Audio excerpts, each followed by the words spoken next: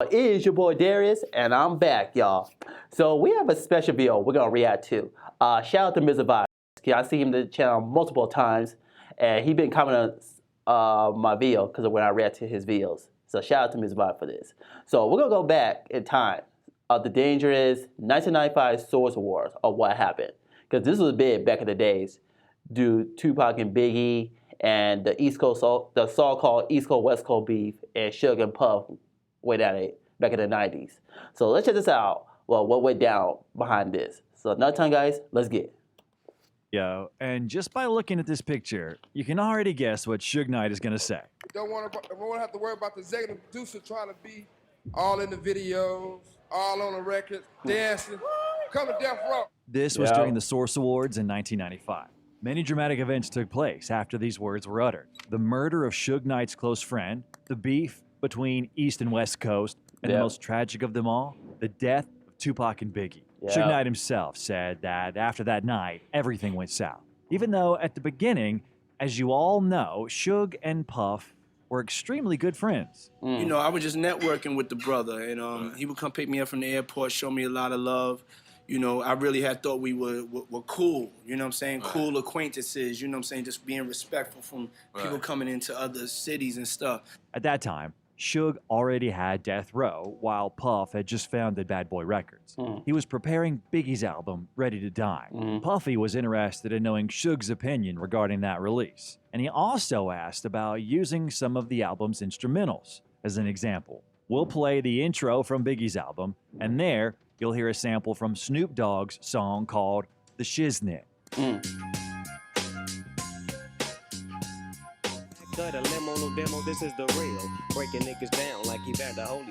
As for that very Source Awards ceremony, it all began thanks to the guys from Boston, David Mays and Jonathan Schechter, in the year 1988.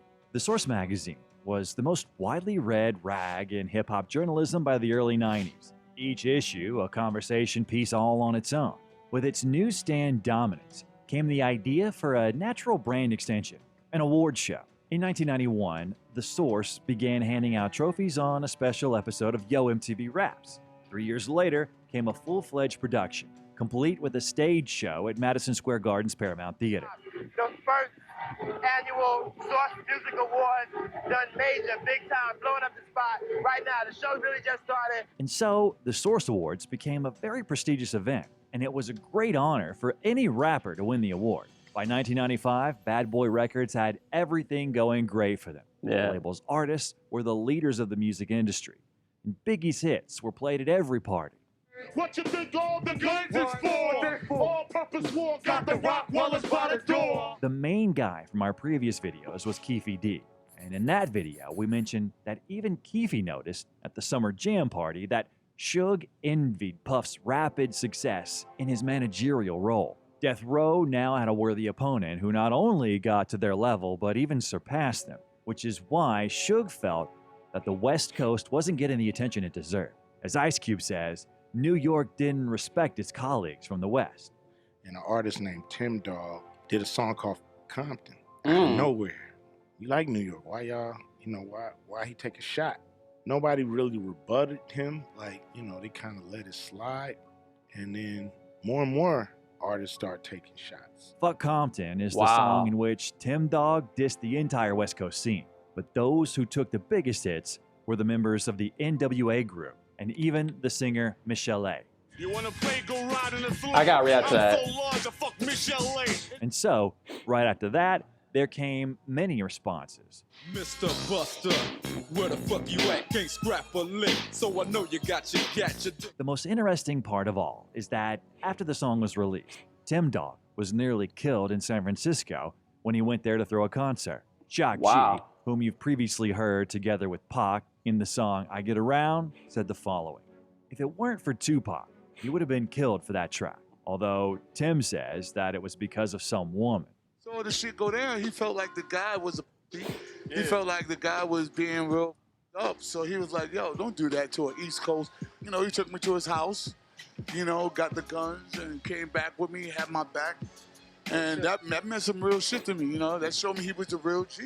And then, on the 3rd of August, 1995, the Source returned to that very same Madison Square Garden's Paramount Theater, except the climate in hip-hop had changed dramatically. He started it off with an epic performance by Death Row. I can feel it. Yeah! Check it out. Murder. Murder. Come on. They said murder was the case that they gave me. Then Biggie, who won the New Artist of the Year award, showed up on stage and wished peace upon everyone. One love to everybody up in this. The real. Right up, bro. Next up, the group Outkast came out on stage. They won in the New Artist of the Year group category. The reaction they received was mixed. Andre understood that they were not welcomed here. He decided to take a jab at the audience by saying the following. But it's like this, though. I'm tired of folks, you know what I'm saying? Them closed-minded folks, you know what I'm saying? It's like we got a demo tape and don't nobody want to hear it, but it's like this, the South got something to say. That's all I got to say. Yeah. Wow. Biggie then won another award. This time, it was Lyricist of the Year. Yeah. Y'all know what I'm trying to do.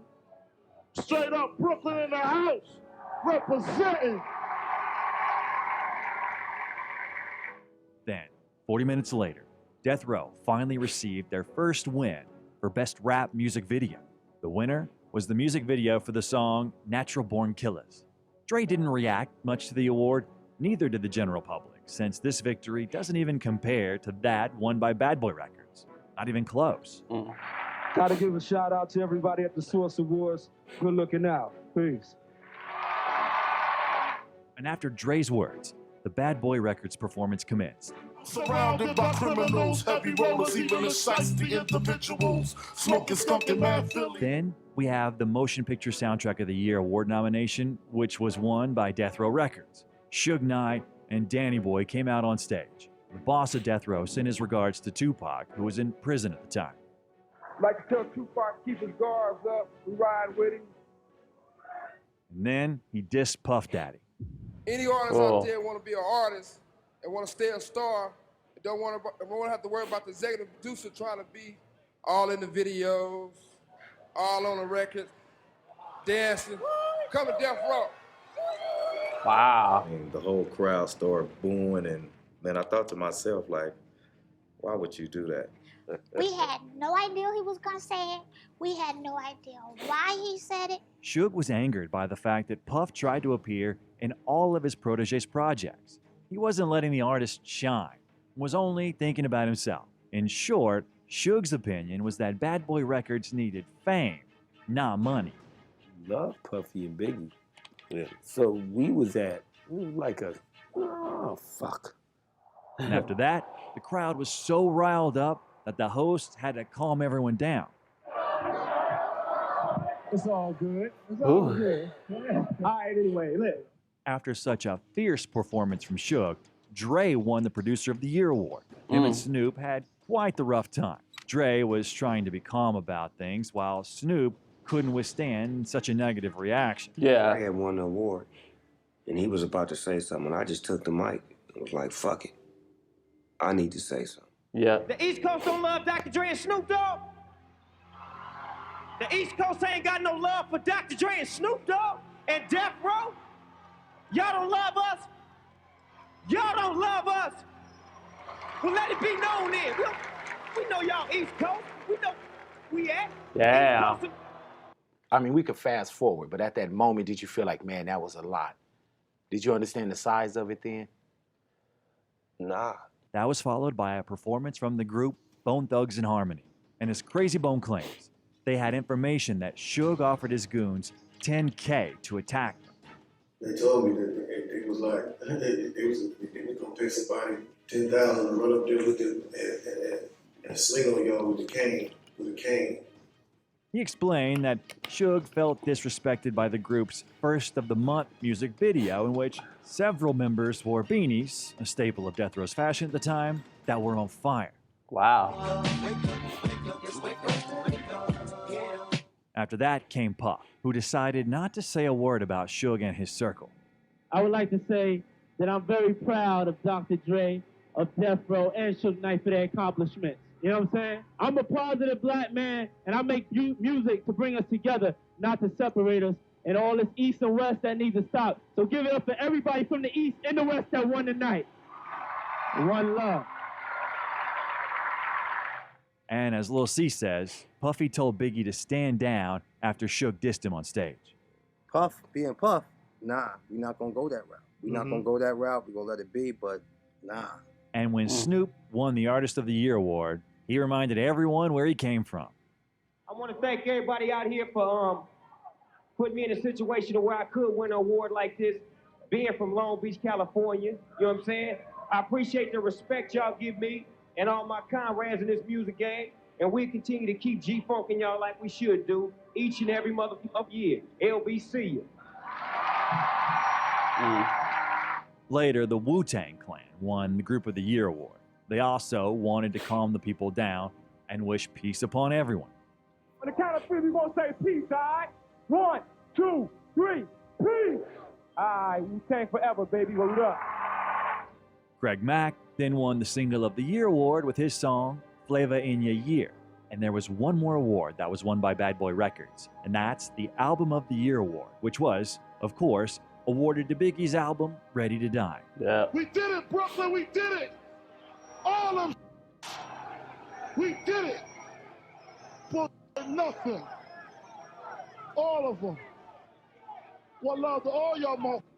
With tension in the air after Big Suge's comments, Puffy said he fell back on greenlighting the situation on death row, saying it was the scariest situation of his entire life, having the power to start something. However, before things concluded, Diddy said he confronted Mr. Knight immediately after the Source show at Chelsea's legendary nightclub, The Tunnel. I ran up and I asked him, and he said, "Nah, I was talking about Jermaine Dupri." And I was just like, I really put it in my head. It gave me a reason for my ego to walk away. As you already understood, Puffy didn't believe these words, and he decided not to keep the conversation going. Because of that, communication between them stopped. That's when the papers began to fuel the beef between East and West. Yeah. You're seeing certain things that somebody said highlighted in magazines about the West Coast and vice versa, and it just boiled over from there. When I saw that fucking cover, I said, man, what the is going on? After that night, and with every passing day, the relationship between the two coasts only worsened. And in the end, two legendary rappers were killed. Yeah. It was after that, the guys understood that it was time to put an end to it all. Man, all that East Coast, West Coast stuff is a bunch of media hype. It's been my dog from day one, you know what I'm saying? It's all good between me and him. That's my people. Real, that's what we came in for. We came in to light it up and ride it up. We make music for everybody. And Ice Cube talked about how the conflict just faded away. All the hip-hop fans were so fed up with the East Coast, West Coast beef that they said, you know, we're just gonna pay attention to what the South is doing. You guys gotta heal your wounds and come back. The next video I recommend you watch is about the beef between Dr. Dre and Suge Knight. Wow, man, that's a lot, man. Yeah, man. Whew. So Diddy said, I guess the Dream Champs interviewed that when Suge said all of being the videos. So he said that he was talking about Jermaine Dupri. I don't know about that. So I'm definitely gonna be working on the Tupac versus Biggie, Who Won This Battle, so because I'm gonna revisit that beef. It's gonna be a long video, so it's gonna take me like, probably like 6-7 months, because I gotta do a lot of research. I gotta look at interviews, of course the diss tracks. So be on the lookout for that, because I'll probably be working that once I reach 100K. So give me 100K, and I will deliver it for you guys. So that's the video, guys. I hope you enjoy it. Hit the comment. I want to know what y'all think about the whole situation. And I'll see you guys next video. Peace.